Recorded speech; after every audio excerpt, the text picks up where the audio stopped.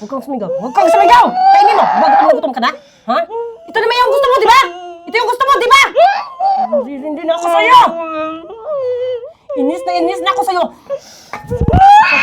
Ate, si Miss Ginesa nga pala. Siya yung magiging personal nurse mo dito habang nasa ibang bansa ako. Good morning, ma'am. Tsaka, huwag ka mag-alala ate ha kasi siya na yung bahala mag-asikaso sa'yo dito. At kung may kailangan ka, siya na yung tatawag para makausap ko at sabihin niya sa akin kung ano man yung pangangailangan mo dito sa bahay. Huwag ka mag-alala kasi hindi ka niya pababayaan dito at aalagaan ka niya. Miss Janessa, ikaw na yung bahala sa kanya mag-asikaso dito ha. Tsaka kung may kailangan ka, tawagan mo lang ako. Okay, sir. Ate, mauna na ako ha. Tsaka si Miss Janessa na yung bahala sa'yo dito. Magsabi ka lang sa kanya kung ano man yung kailangan mo. Siya yung magpapakain sa'yo at magpapainom ng gamot mo. Ha? Ingat ka, ma. Oo. Ingat ka ate ha. Namimiss kita. Ate, alis na ako sa bahay ha. Tsaka mag-iingat ka dito kung may kailangan ka. Magsabi ka lang kay Nurse Janessa ha. Oo. Sige na. Alis na Mag-ingat ako. ka doon.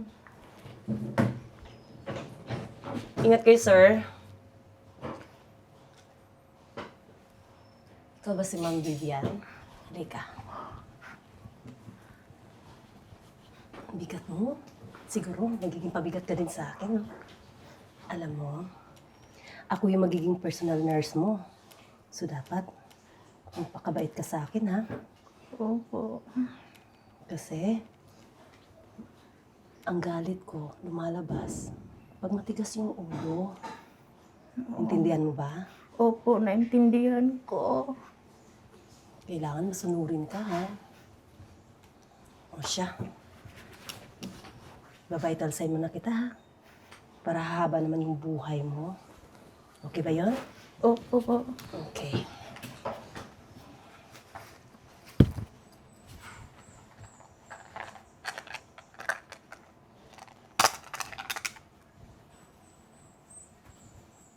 Taas mo yung kamay mo.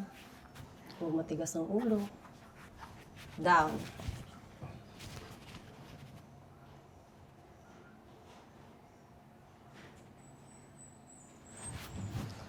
Ay. Hirap maging nurse. Diyos ko.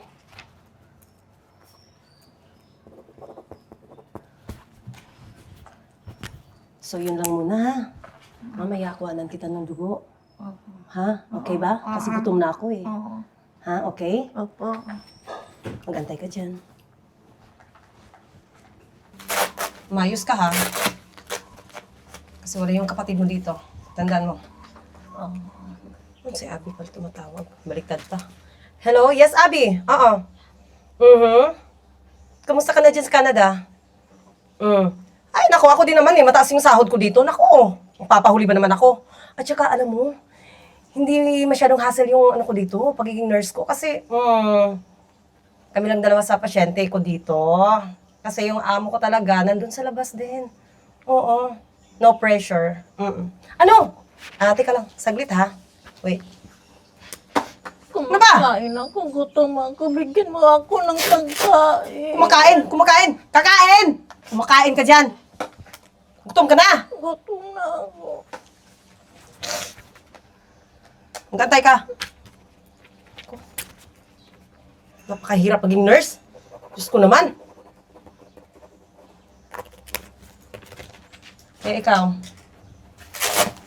Huwag kang, matigas ang ulo, ha?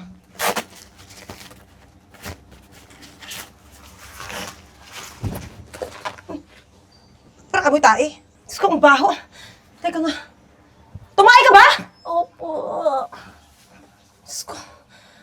Eh, Diyos ko, nandito ako para maging personal nurse mo, hindi para maging alipin mo! Kakainis ka! Anong gagawin ko sa'yo ngayon? Ha? Tapos, nanghihingi ka pa talaga ng pagkain. Anong gutom ka? Tumatay ka na nga! Kakaasar ka! Baba mo pa, ang pangit-pangit mo pa! Kaya nga ayoko magtrabaho doon sa Pilipinas kasi yung pasyente, parang, ay nako, alam mo nung gagawin ko sa'yo eh, hulog kita dito eh. Alam mo ba, Vivian, ha? Unang araw ko pa lang dito, diring-diri na ako sa'yo! Ay, hindi ko makakaasar ka talaga! Kaya ayoko maging personal nurse dito eh. Kakaasar ka! Matay ka pa! Ka. Alam mo? Diyos ko. Tsaka, mabagay sa'yo. Yan o, yan o. Kita mo? Yan. Antibacterial. Para mabango ka naman. Ka? Pinakaan mo talaga ako, ha? Ginagalit mo na ako. Huwag kang iyak-iyak dyan! Wala din makakarinig sa'yo kasi yung kapatid mo nasa labas! Hayop ka! Oh, talaga, ha?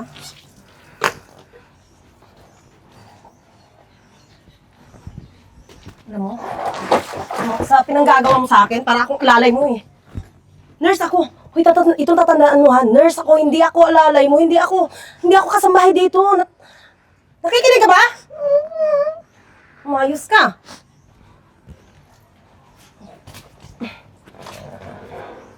Bigat mo pa. Nako. Tao po. Saglit! Sino yan? Andyan po si Ate Vivian. Bakit? Ano atin? Magdadala lang ako ng pagkain para sa kanya. At sino namang nagbigay permiso sa'yo na magdala ka ng pagkain para sa kanya? Alam mo namang may sakit yung tao. Hindi ate. Nagdadala talaga ako ng pagkain. Excuse me, huwag mo akong tatawagin ate ha. Personal nurse ako ni Vivian. Sorry. Ma'am! Sorry na po. Hindi kasi po ma'am. Always kasi po ako nagdadala ng pagkain ka Ate Vivian. Kaya siguro nagkasakit yung pasyente ko dahil dala ka ng dalang pagkain, hindi mo naman alam kung anong nilalagay mo dyan. Ano mo ba ang unhealthy ang mga oily foods, ha? Ano to vegetables. Favorite kaya ito ni Ate Vivian. Favorite ka dyan!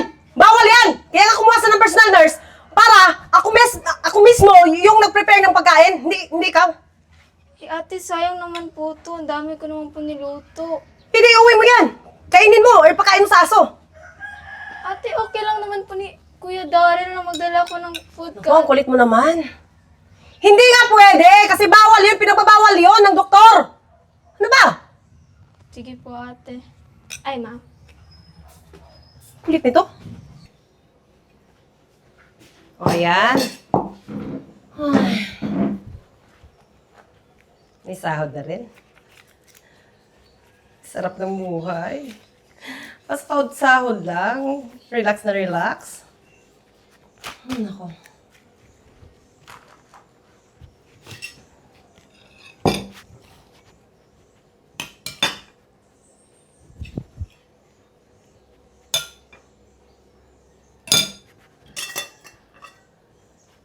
Ano? Kain. Asan ang pagmumukha mo? Gutom ka? Gutom ako. Gusto mo kumain talaga? Oo. Dahil sahod ko naman, ililibre kita ng pagkain mo. Ito na, oh. Ayan. Uy. Nga nga.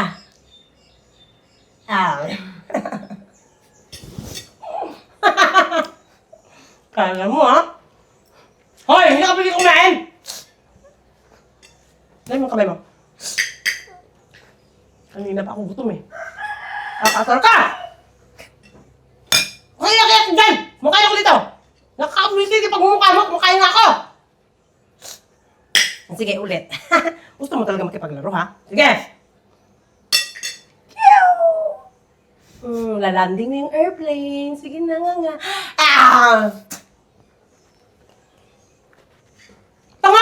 Tanga ka talaga, no? Kain. Gutom na. Gutom ka na ba? Ano mo? Dapat sa'yo? Alam mo, dapat sa'yo? Gutumin! Sa pagmumukha mo! Bakit tumatawag? Sir Jay? Manahimik ka. Tumatawag mo. Kapatid mo. Manahimik ka. Manahimik ka. Hello, nurse? Yes sir. Good morning po. Nurse, natanggap mo na ba yung sahod mo? Tsaka sinend ko na kasi sa bank account mo yun eh. Opo. Nakuha ko na po. Ganun ba? Thank you nga pala sir ha. Alam mo sir, mabait yung kapatid mo dito. Nalagaan ko naman ng maayos. Naku, salamat naman ha. Tsaka, pakiasikaso na lang ha kapag may kailangan siya, ibigay mo na lang. Yes sir. Ginagawa ko naman yung tama sir. Tapos, yung maintenance niya pala, magpapadala ako ng pambili ng gamot. Siya, sige sir. At saka yung vital sign niya po, sir, okay din naman po lahat. Tsaka, kumusta naman siya? Kumakain ba siya ng maayos? Ay, oo, mga healthy foods po yung pinapakain ko, tsaka yung mga prutas. Alam mo naman, sir, sa sa sakit niya, kailangan niya talaga yun para sa katawan niya. Tsaka, Ganun sir, ba? ipadala mo na lang po yung sir, ha? Yung pang maintenance ni Ma'am Vivian. Yung sa ganun, lalakas po siya ng Sige. Isisend ko na lang sa account mo yung pambili ng gamot niya. Salamat, ha? Okay, sir. Siya, sige. Thank you. Nay, wait, kami mo! Kasar ka? Hindi mo nga! Kanina lang akong ganyan. Hoy, wala akong bakit kung gutom ka! Nahimik ka dyan! Bagay nga sa'yo, mamatay ka na lang eh. Kakasal ka.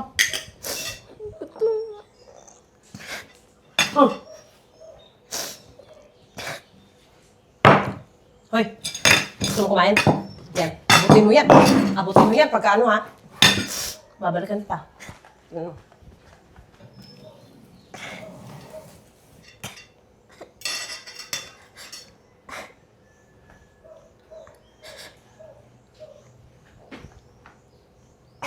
Diyos ko, Ate Vivian.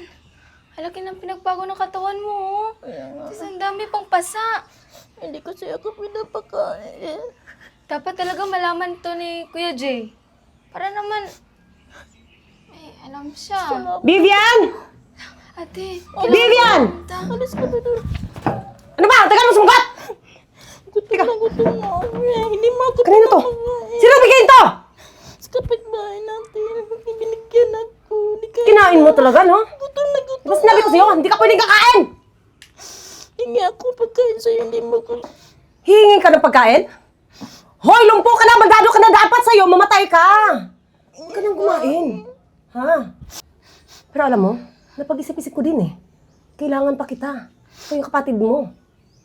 Kasi mag-proceed ako ng doktor.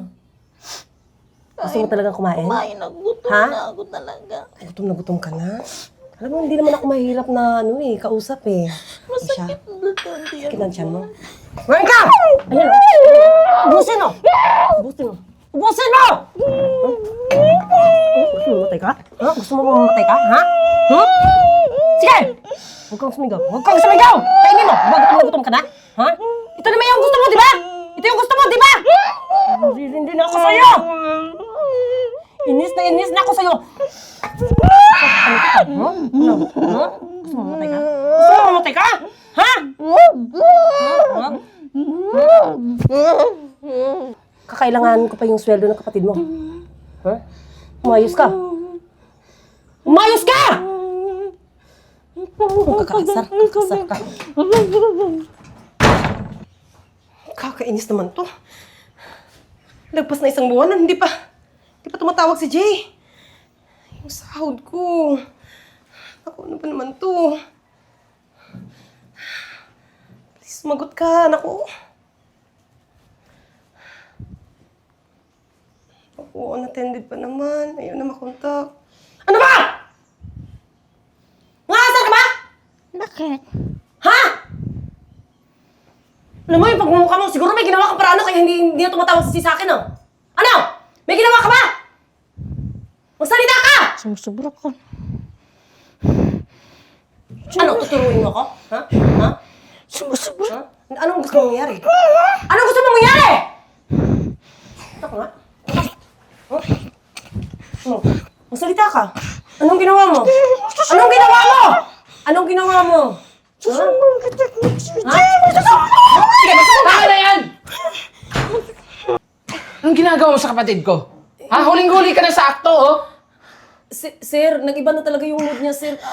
Mataas naman yung pasensya ko, sir. Kaso hindi na talaga eh. Talaga? Hindi na talaga Tingnan kaya, mo sir. yung itsura ng kapatid ko? Oh? Tingnan mo yung itsura! Anong ginagawa mo sa kanya? Sinasaktan mo siya? Inaabuso mo siya? Alam mo, kaya nga kita hinayad dito para bantayan yung kapatid ko habang wala ako dito sa bahay. Habang nasa ibang bansa ako. Tapos malalaman ko ganito yung sitwasyon niya dito? Alam mo, sir, Ano, magsisinungaling ka pa rin? Ha? Oh, ayan yung video. Tingnan mo. Ayan. May nag-send sa akin. Nakita ko dyan kung gaano ka kasama, kung gaano ka halimaw sa mga pinagagawa mo sa kapatid ko. Siguro, sir, kakuntsabo lang yan, sir, ni Ma'am Vivian, sir, kasi nagdadala ng pagkain dito, tapos baka mamaya papatayin niyo si Ma'am Vivian, eh. Ako pa, naku, sir, hindi ko magagawa.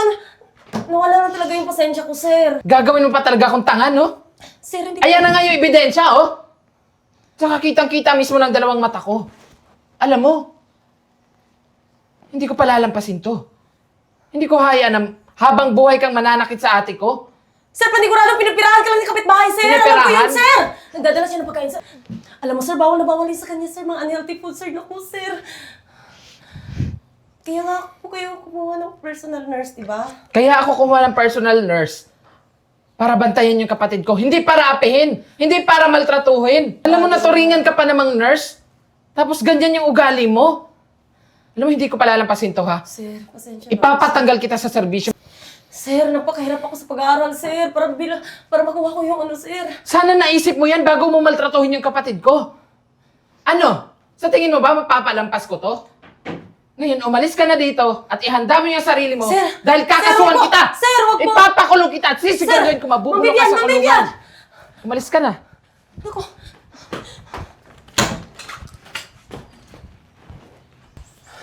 Ate, pasensya ka na ha. Nahuli ako. Hindi ko alam na ganito na pala yung sitwasyon mo dito. Mabuti na lang at mayroong nakapagsumbong sa akin. Kaya lagi na ako sinasaktan. Ate, sorry ha. Kasalanan ko rin kasi nagtiwala ako sa nurse na yun eh. Hindi ko alam na ganito na pala yung gagawin niya sa'yo. Pero huwag ka mag-alala ha. Kasi hindi na ulit mangyayari to. Sisiguraduhin ko na matuturuan ng leksyon yung nurse na yun. Didemanda ko siya. Kakasuhan ko siya. Salamat. Tsaka huwag ka mag-alala kasi hindi na ako babalik ng ibang bansa. Dito na lang ako maghahanap ng trabaho para sa ganun eh. Hindi tayo magkalayo at magkalapit lang tayo. Ayos ba sa'yo yun? Opo. Sige sandali lang. Kukuha lang ako ng tubig para makainom ka.